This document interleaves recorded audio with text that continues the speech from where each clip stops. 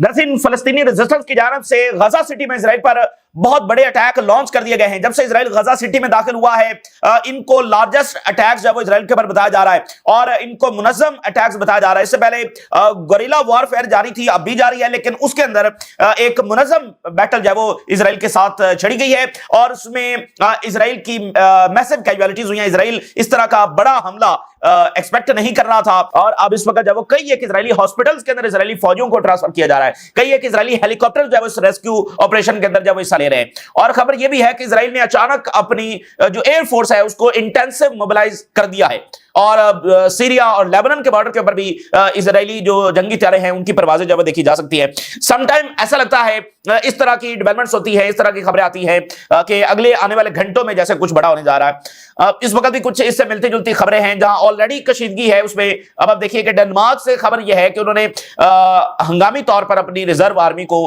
बुला लिया है डेनमार्क में और ये कई दहाइयों के बाद जाहिर है कि इस तरह का इकदाम जब उठाया गया है और हंगामी तौर पर उन्होंने बुला लिया है। रशिया के साथ जंग का इस वक्त पूरे यूरोप में मंत्रा यही चल रहा है, रशिया के साथ जंग, तो डेनमार्क ने अपनी फौजी जो मोबिलाइज कर दी हैं।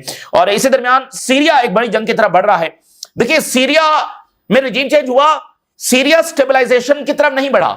सीरिया एक पॉज की सिचुएशन में है कि जहां पर वो स्टेबलाइजेशन की तरफ भी नहीं जा रहा और मुकम्मल खाना जंगी की तरफ भी नहीं जा रहा, दरमियान में खड़ा हुआ है और उसकी वजह सिर्फ और सिर्फ इजराइल है क्योंकि इजराइल उसको मूव फॉरवर्ड नहीं करने दे रहा। अब आप देखिए कि एसडीएफ जिसके पास नॉर्दर्न एरिया है सीरिया का, एसडीएफ के साथ मुआहदा हुआ था, एसडीएफ ने डिसार्म होने का ये एग्रीमेंट कर लिया था, लेकिन एसडीएफ डिसार्म नहीं हुई और उसकी वजह सिर्फ यह है कि इजराइल पीछे है। इजराइल नहीं चाहता कि एसडीएफ जब डिसार्म हो, तो अब टर्की जो है वो एसडीएफ के साथ फाइट करने जा रहा है और जो अलशरा है और यानी शाम की जो हुकूमत है दमिश्क में, उन्होंने बाकायदा इसको ऑर्डर किया है कि एसडीएफ के साथ फाइट होने जा रही है। तो ये बहुत ही खौफनाक जंग होगी, ऑलरेडी तबाह हाल सीरिया में। तो ये कौन सा अमन है ये जो रजीम चेंज के जरिए जब लाया गया, बल्कि अब इजराइल के पास मजीद जवाब होगा। देखें जो पिछला स्टेटस को था उसमें एक तो जंग रुकी हुई थी और दूसरा इजराइल के पास इतनी मुदाखलत का मौका नहीं था जो कि रशियन गारंटीज थी। रजीम चेंज के बाद किस तरह इजराइल ने बॉम्बिंग करके पूरे सीरिया को डिस्ट्रॉय कर दिया, उनकी सारी मिलिट्री कैपेबिलिटीज को डिस्ट्रॉय कर दिया। पिछले स्टेटस को के अंदर रशियन गारंटीज थी और इजराइल इस तरह खुलकर सीरिया में वो नहीं कर सकता था और इसलिए ईरान के साथ भी जंग नहीं हुई क्योंकि सीरिया की एयर स्पेस जब रशिया के पास थी ना कि इजराइल के पास, तो रजीम चेंज भी हुआ और उल्टा मुल्क जब मजीद खाने जंगी की तरफ जा रहा है और बहुत ज्यादा हलाकतें हुई इस रजीम चेंज के बाद, बहुत ज्यादा हलाकतें हो चुकी हैं, हजारों की तादाद में लोग मारे गए रजीम चेंज के बाद। तो ये इन्होंने कौन सा प्रोजेक्ट जारी, मतलब क्या इन्होंने इसमें जो हासिल किया है, बल्कि इजराइल के मफाद, इजराइल सिर्फ एक ही जगह पर कामयाब हुआ है, वो सीरिया है, जहां पर वो खुलकर जैसे भी चाह रहा है चीजों को एक्सप्लॉइट कर रहा है। इसी दरमियान जब ये माहौल बना हुआ है तो सुप्रीम लीडर जो है उनकी क्या स्टेटमेंट आई है, उन्होंने कहा है कि prepare for war if you want peace, जंग की तैयारी करो। The best means of defence is to attack, दिफा के लिए बेहतरीन यह है कि हमला करो, and if we want peace we must prepare for war. यह बात अब वाज़ेह है कि जंग लड़ना पड़ेगी, सो प्रिपेयर फॉर वॉर, और यही तरीका है पीस का भी। इजराइल जैसा अगर खतरा है तो फिर यही तरीका है कि जंग की तैयारी जो है वो करना होगी। बहुत सारी दीगर डेवलपमेंट्स भी हो रही हैं और इसके साथ अमेरिका से खबर यह है कि नेतन्याहू की कतर के जो प्राइम मिनिस्टर हैं उनके साथ कॉल हुई है और ये कॉल हुई है ड्यूरिंग ट्रंप और नेतन्याहू की जो मुलाकात तो हो रही थी उसी दरमियान, मुलाकात के दरमियान ही कतर के प्राइम मिनिस्टर को कॉल की गई और नेतन्याहू ने माफी मांगी है कतर पर हमले की। 20 दिन हुए हैं कतर पर हमले को और 20 दिन के बाद ये शॉर्टेस्ट और रैपिड अपॉलॉजी है जो इजराइल की जानब से आई है किसी भी अरब मुल्क पर हमला करने की। और बाकायदा जो है वो कतर के प्राइम मिनिस्टर से नेतन्याहू ने माफी मांगी है। Netanyahu apologizes to Qatar for violating sovereignty with air strike. Israeli media, the Qatari prime minister spoke कुछ मिनट्स कबल विद नेतन्याहू और नेतन्याहू ने उस पर अपॉलॉजी की। दो हेडलाइंस देखिए, हैरेट्स क्या लिख रहा है, बड़ा जबरदस्त उसने लिखा है कि नेतन्याहू को वो कह रहा है कि नेतन्याहू जो है वो ये हीरो है ऑफ फेलियर्स एंड अपॉलॉजीज, नाकामियों का और अपॉलॉजीज का ये हीरो है Netanyahu. Obama forces Netanyahu to apologize to Erdogan. 2010 में जो फ्रीडम फ्लाटिला था उस पर इजराइल ने अटैक किया था और ओबामा ने फोर्स किया नेतन्याहू को टर्की से अपॉलोजाइज करने के लिए। 1997 में जॉर्डन में खालिद मिशाल को असैसिनेट करने का जो नेतन्याहू ने ऑपरेशन किया और वो फेल हो गया, तो उस वक्त बिल क्लिंटन ने जो है वो नेतन्याहू को फोर्स किया किंग हुसैन से जो है वो अपॉलोजाइज करने के लिए और Netanyahu acknowledge the dubious operations and apologise when they fail. यानी नेतन्याहू जो है वो उस पर बड़बड़ाता है और उस पर और ज्यादा एरोगेंट हो जाता है जब इस तरह के इवल प्लान्स कामयाब हो जाते हैं, जब नाकाम हो जाते हैं तो फिर माफी कर लेता है। द स्विफ्ट अपॉलजी सॉलिडिफाई कर रही है कि कतर पर हमला जो है वो एक बहुत बड़ी मिस्टेक था। यानी इस अपॉलजी से एक बात तो वाज़ेह हो गई है कि कतर पर हमला बहुत बड़ी गलती थी अमेरिका की, एंड स्पेशली ये एक सेंसिटिव टाइम के ऊपर हुआ when the entity is suffering from strategic isolation। और एक ऐसे मौके के ऊपर अटैक किया गया जब ऑलरेडी एक आइसोलेशन की सूरत में इजराइल था, तो ये हमला किया गया। तो उसके नतीजे में गल्फ भी और ज्यादा मुतहद हुए, रीजन भी हुआ, और उसी का नतीजा निकला कि सऊदी अरेबिया और पाकिस्तान के दरमियान मुआहदा भी तय पाया।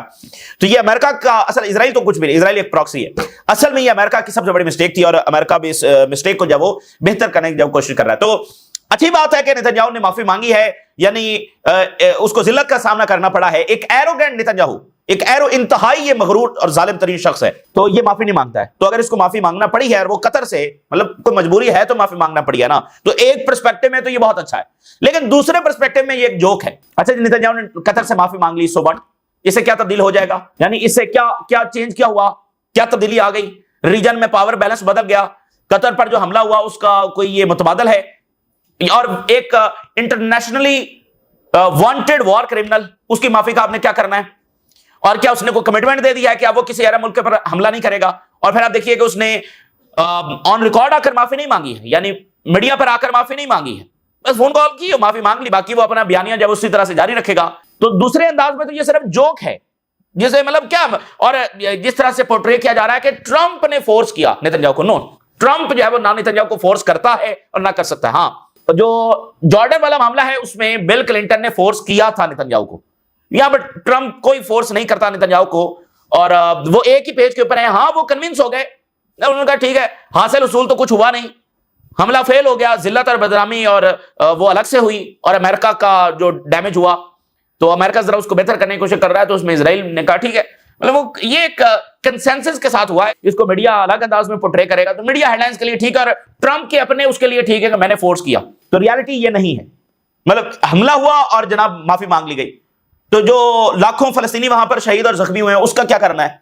जो लेबनान में मारे गए हैं, जो शाम में मारे गए हैं, जो यमन और ईरान में मारे गए, उसका क्या करना है? अच्छा जी, माफी मांग ली है, इस पर अब भंगड़ा डाला जाए, क्या किया जाए? माफी मांग ली है एक इंटरनेशनली वांटेड वॉर क्रिमिनल ने। So it's good for media headlines, लेकिन ना ही नेतन्याहू के इरादों में कोई तब्दीली है, ना ही नेतन्याहू के इंटेंशन में कोई तब्दीली है, इससे कुछ भी बदला नहीं है, लेकिन मीडिया की ये सबसे बड़ी हेडलाइन इस वक्त बनी हुई है। अच्छा जनाब अली, फलस्तीनी रेजिस्टेंस ने बहुत बड़ा अटैक लॉन्च कर दिया। जब नेतन्याहू अमेरिका में है तो इधर बहुत बड़ा हमला उन्होंने लॉन्च किया है गजा सिटी में, जो फौज इजराइल की मौजूद है, गोरिल्ला वॉरफेयर वो लड़ रहे हैं, वो आते हैं, अटैक करते हैं, निकल जाते हैं, लेकिन यहां पर उन्होंने कुछ मुनज़्ज़म अटैक्स यके बाद दीगरे मुख्तलिफ एरियाज में गजा सिटी के वो अचानक से लॉन्च किए हैं, जिसमें बहुत ज्यादा कैजुअलिटीज हुई हैं। कोई 30 के करीब कैजुअलिटीज हो सकती हैं, कहीं पर 5 हैं, कहीं पर 9 हैं, कहीं पर तो कहीं टैंक्स तबाह हुए हैं, कहीं पर व्हीकल्स को निशाना बनाया गया। बहुत बड़े हमले उन्होंने अचानक किए, और इस वक्त इजराइल में सब मातम है और चीखो पुकार है। अब मैं हेडलाइंस आपके सामने एक एक करके रखता हूं। Israeli media, Hamas fighters launched organised attack on Israeli soldiers in Gaza. Organised attack था, इंटेलिजेंस बेस्ड, कहां से आना है, कहां पर उनकी फौजें बैठी हुई हैं, तो ऑर्गेनाइज्ड अटैक उन्होंने किया, इसलिए उसमें लॉसेस ज्यादा हुए। और इजराइल ये एक्सपेक्ट नहीं कर रहा था कि इस मरहले पर हमास ऐसा कोई हमला करने की सलाहियत रखती है। तो हमास ने ये मैसेज दिया है मिस्र की आर्मी को भी और टर्की की आर्मी को भी और बाकी अरब आर्मीज को भी कि हमास इजराइल की इस आर्मी से इस तरह से लड़ सकती है, तो तुम क्यों नहीं लड़ सकते? हमास ने साइमल्टेनियस अटैक जब लॉन्च किए हैं on Israeli army advancing into Gaza city. 5 helicopter जो है उन्होंने एक जगह से डेड और वुंडेड इजरायली सोल्जर्स को ट्रांसफर किया है। 5 हेलीकॉप्टर्स बहुत बड़े होते हैं, 5 हेलीकॉप्टर्स में कितने ज्यादा फौजी ले जाए जाते हैं। और इजरायली ऑक्यूपेशन जो है इसने इवैक्यूएट किया है डेड और वुंडेड को। अल नसर नेबरहुड में एक एम्बुश लगाया गया था वहां से, और उस एरिया में इस वक्त इजराइल जो है वो हैवी एयर स्ट्राइक्स कर रहा है। Military helicopters are transporting injured to several hospitals in Tel Aviv and बियरशेबा। पूरे इजराइल में जगह जगह पर जो इजरायली हेलीकॉप्टर्स हैं वो उतर रहे हैं और इजरायली फौजियों को जब ट्रांसफर किया जा रहा है, तो चीखो पुकार इस वक्त है वहां पर। Initial reports of serious casualties, Israeli media बता रहा है, in the ranks of the Israeli army following the launch of the anti armour rockets. ना सिर्फ सोल्जर्स बल्कि ऑफिसर्स भी इसमें हो सकते हैं। और transfer of injuries of the Israeli army to Assuta, Ichilov, Soroka hospital, मतलब इतने ज्यादा हॉस्पिटल्स में वो ट्रांसफर कर रहे हैं। Landing of the Israeli military helicopters at the hospitals carrying wounded in the Israeli army due to the security incident in the Gaza strip. ये सारी इजरायली मीडिया के हेडलाइंस है। A difficult security incident occurred in Gaza resulting in the killing and injury of number of soldiers. अब ये 2-4 जगहों से ये सारे, इसी दरमियान वो कह रहे हैं कि वायलेंट क्लैशेस गजा सिटी में इस वक्त भी जारी हैं। इजरायली मीडिया के मुताबिक violent clashes face to face जारी हैं और फलस्तीनी रेजिस्टेंस ने स्टेटमेंट जारी करते हुए कहा है कि हमारी फिर बैटल हो रही है जीरो डिस्टेंस से with enemies forces and vehicles. Al Shifa hospital के जो सराउंडिंग एरिया है वहां पर फेस टू फेस और फिर बैटल जो है वो और जीरो डिस्टेंस से ये बैटल हो रही है, यानी बहुत करीब तरीन वो एक दूसरे के आमने सामने खड़े हैं अल शिफा की सराउंडिंग में। तो एक बैटल यहां पर लड़ी जा रही है, एक दूसरे में, एक तीसरी जगह पर, और एक टैंक को जो है निशाना बनाया गया है और इस कब्जे में टैंक के अंदर जो फौजी थे वो मारे गए और जख्मी हुए। एक इजरायली मीडिया की रिपोर्ट ये बता रही है कि 9 इजरायली फौजियों की कैजुअलिटीज हुई हैं एक जगह के ऊपर। तो ये काफी बड़े लॉसेस हैं और किस मौके के ऊपर आ रहे हैं वो इंपॉर्टेंट है कि जब नेतन्याहू वहां पर है। और इजरायली मीडिया बता रहा है कि इंटेंस मोबिलाइजेशन जो है वो इजरायली एयरफोर्स की देखी जा रही है, खासकर जो नॉर्थ है यानी सीरिया, लेबनान, उन बॉर्डर्स के ऊपर इजरायली जंगी तैयारी जो है वो बड़े नंबर्स के अंदर वहां पर देखे जा रहे हैं। तो इसका मकसद क्या है कुछ कहा नहीं जा सकता, लेकिन उधर भी इनके जंगी तैयारी जब वो घूम रहे हैं। तो इसी दरमियान जब वो मिस्र और यूएई के जो प्रेसिडेंट्स हैं उनकी आपस में कॉल पर बात हुई है और मौजूदा सूरत हाल को जो डिस्कस किया गया। सीरिया की जो सूरत हाल है वो बड़ी डेंजरस है और सीरिया की बदकिस्मती है कि और ये सारा इजरायली प्रोजेक्ट था, एक अच्छा भला चलता हुआ सीरिया, उसको जिस खौफनाक और बदतरीन खाना जंगी की तरफ धकेला गया और अभी भी वहां के लोगों की मुश्किलात खत्म नहीं हुई। अब वो सीरिया एक और जंग की तरफ जब जा रहा है। अब देखिए, Damascus ask Turkey aligned factions to prepare operations against SDF. Damascus ने डायरेक्शन दे दी है टर्की की जो बैक्ड फैक्शंस हैं एसडीएफ पर हमलों के लिए, and in the Tishreen dam as tension escalates in the eastern Aleppo countryside. यानी अब ये कितनी खौफनाक खबर है कि बाकायदा यानी अल-शरा ने ऑर्डर जारी कर दिया। अब सीरिया में चूंकि बहुत सारे ग्रुप्स हैं, यानी टर्की बैक्ड ग्रुप्स वहां पर हैं, इजराइल बैक्ड ग्रुप्स वहां पर हैं, तो टर्की बैक्ड ग्रुप्स को अल-शरा ने ऑर्डर कर दिया है कि एसडीएफ के ऊपर हमला कर दिया जाए। ये बहुत ही खौफनाक बात है। इजराइल यही चाहता है, इजराइल यही चाहता है कि यहां पर ये आपस में एक दूसरे के साथ लड़े ताकि इजराइल के पास भी जवाब रहे कि सीरिया तो स्टेबलाइज ही नहीं है। जब वो स्टेबलाइज नहीं है तो इसलिए हमारी सिक्योरिटी को खतरा है, इसलिए हम सीरिया में रहेंगे। और इसमें टर्की के जो नेशनल फोर्सेज हैं वो भी इसमें दाखिल हो सकती हैं, उनके हवाले से भी खबरें आ रही हैं। तो एक बड़ी जंग सीरिया के नॉर्थ में शुरू होने जा रही है और ये ऑफिशियली अब खबर है कि दमास्कस ने ऑर्डर कर दिया। और सदरन सीरिया तो स्टेबलाइज नहीं है, वहां पर जो दरूज का इशू है और इजराइल खुद बैठा हुआ है और एक हिस्से में दाइश भी एग्जिस्ट करती है।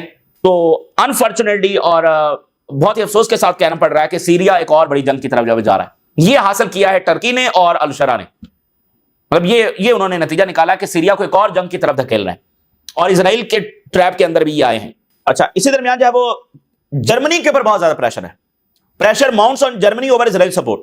वहां पर यानी कि जो पब्लिक का प्रेशर है वो जर्मन गवर्नमेंट के ऊपर बढ़ता चला जा रहा है। इससे पहले मैंने आपको बताया कि 1,50,000 जर्मन जो है वो बर्लिन के अंदर जमा हुए और उन्होंने प्रोटेस्ट किया फलस्तीन के लिए। तो काफी मुश्किल होता चला जा रहा है इन गवर्नमेंट्स के लिए, लेकिन अभी तक इनकी यानी असलहा सप्लाई में कोई तब्दीली नहीं आई और ये ग्रेटर इजराइल चाहते हैं, लेकिन काफी ज्यादा चैलेंजेस का सामना इनको करना पड़ रहा है। लेकिन खुद यूरोप इस वक्त बहुत बड़े पैनिक में है। और जरा देखिए कि Denmark begins urgent call up of soldiers after Russian drone attacks as Europe on edge. बिल्कुल देखिए, यूरोप बिल्कुल जंग के दहाने के ऊपर खड़ा हुआ है। जरा सी गफलत, जरा सा कोई वाकया, मैं पहले भी मिसाल दी, जैसे प्यूटन को असैसिनेट करने जा रहा था ज़ेलेंस्की और जो प्यूटन का हेलीकॉप्टर है वो बड़ी मुश्किल से बचा। आप सोचिए जरा, अगर प्यूटन असैसिनेट हो जाता, सिर्फ ये एक वाकया आलमी जंग छेड़ सकता था। एक ऐसी खौफनाक सूरत हाल है, एक ऐसी दुश्मनी है जो खत्म होने का नाम नहीं ले रही। तो आलमी जंग छेड़ना कोई शुगल की बात नहीं होती है और इस दौर में जब इतने लीथल वेपन्स बन चुके हैं तो अब जो आलमी जंग होगी तो किसी का क्या बचेगा, ये सबके लिए गेम ओवर होगी। लेकिन उसके बावजूद कुछ दुनिया की ताकतें, दुनिया की लीड जो दुनिया को कंट्रोल करती है और जंगें छेड़कर उससे मुनाफा कमाती है, वो तो अपने लिए न्यूक्लियर बंकर्स बनवा रहे हैं और दुनिया को जब जंग की तरफ धकेल। एक वैसे बड़ी इंटरेस्टिंग थ्योरी जो है वो इस वक्त उस पर डिबेट जारी है। देखिए, अमेरिका जो है वो सुपर पावर कैसे बना? अमेरिका सुपर पावर ऐसे बना कि यूरोप जो सुपर पावर था, यानी बर्तानिया सुपर पावर था, फ्रांस एक बड़ी पावर था, ये दोनों ताकतें जो है वो 2 बार आर्मी जंग के अंदर गई। सिर्फ 20-25 सालों के अंदर 2 मरतबा आर्मी जंगों में गई, 2 मरतबा यूरोप मुकम्मल डिस्ट्रॉय हुआ। ये वो चीज थी जिसने यूरोप को इतना डैमेज किया, उनकी इकोनॉमी को इतना डिस्ट्रॉय किया, उनकी ताकत को इतना डैमेज किया। और फिर इसमें देखें कि अमेरिका जो है उसने बहुत असलहा भेजा और फिर जो डिस्ट्रक्शन हुई उसकी कंस्ट्रक्शन भी अमेरिका ने की। तो इससे अमेरिका ने जब बहुत पैसा बनाया और बहुत ज्यादा प्रॉस्पेरिटी वहां पर आई, तो यूरोप जंगों में गया तो अमेरिका सुपर पावर बना। इस वक्त भी अगर आप अमेरिकन मॉडल देखें, ज़ाहिर इन चीजों का कोई एविडेंस तो नहीं होता, लेकिन अगर आप अमेरिकन मॉडल देखें तो अमेरिका रशिया के साथ बराह रास्त जंग में जाने के लिए तैयार नहीं है। वो अपने आप को पीछे कर रहा है कि ये यूरोपियंस की जंग है, हम तो सिर्फ असलहा देंगे, यूरोपियंस लड़े। और वहां पर चाइना के साथ भी अमेरिका कभी नहीं लड़ेगा। वहां पर भी वो जापान से पूछ रहा है क्या तुम लड़ने के लिए तैयार हो? फिलिपाइन और ताइवान और इसके साथ जो है वो साउथ कोरिया, कोई और मुल्क भी हो सकता है, उनको प्रॉक्सी वॉर के लिए जब तैयार किया जा रहा है। तो अमेरिका खुद किसी सुपर पावर से लड़ने के लिए तैयार नहीं है। और इस वक्त भी वो जैसे यही कर रहा है कि ये मुल्क जंग की तरफ जा रहे हैं, अमेरिका अपने आप को पीछे कर रहा है लेकिन असलहा दे रहा है। तो क्या अभी वही मॉडल है कि भाई ये जंग में जाएंगे तो ये डैमेज होंगे और अमेरिका उसमें असलहा देकर भी पैसा बनाएगा, फिर जब डिस्ट्रक्शन होगी तो कंस्ट्रक्शन से भी पैसा कमाएगा? क्या ये मॉडल यहां पर भी अप्लाई एक बार फिर वो करने जा रहे हैं? और चाइना को जंग में भेजे बगैर उनको ज्यादा कामयाबी हो नहीं सकती, क्योंकि इसमें चाइना भी तो तरक्की कर रहा होगा। यानी अगर चाइना जंग में नहीं है तो चाइना भी तो असलहा बेच रहा है, चाइना भी तो उसकी इकॉनमी भी तो आगे बढ़ रही है, तो चाइना को भी जंग में भेजना बहुत जरूरी है, ठीक है ना। तो ये मॉडल हमें नजर आ रहा है।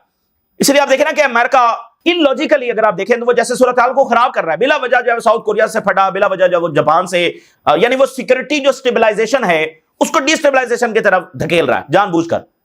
मतलब किसी के पास किसी के ऊपर कोई ट्रस्ट नहीं है, ट्रस्ट उसने खत्म कर दिया है, ठीक है ना। तो यही चीज होती है ना कि आप डिस्टेबलाइजेशन करते हैं, उसी में फिर जंगें होती हैं, क्योस में जंगें होती हैं, स्टेबलाइजेशन में तो जंगें नहीं होती। अगर अमेरिका ताइवान से पीछे हट जाए तो क्या चाइना फटाफट अटैक नहीं कर देगा? अब मिसाल के तौर पे क्या खबर है कि जो ताइवान की 40% कैपेबिलिटी है उनकी चिप बनाने की, वो अमेरिका वापस अमेरिका में शिफ्ट कर रहा है। अमेरिका वहां पर शिफ्ट कर रहा है, ताइवान की अहमियत ही कोई नहीं है, क्योंकि उसकी असल अहमियत ही है कि वो चिप्स बनाता है। अब वो अमेरिका वहां पर लेकर जा रहा है सेमीकंडक्टर्स और सारा उस टेक्नोलॉजी को वहां पर लेकर जा रहा है। तो अगर पीछे हटता है अमेरिका तो ये मतलब चाइना के लिए रास्ता देने वाली बात होगी, जैसा कि सद्दाम हुसैन को रास्ता अमेरिका ने दिया, फिर अमेरिका ने अटैक भी कर दिया।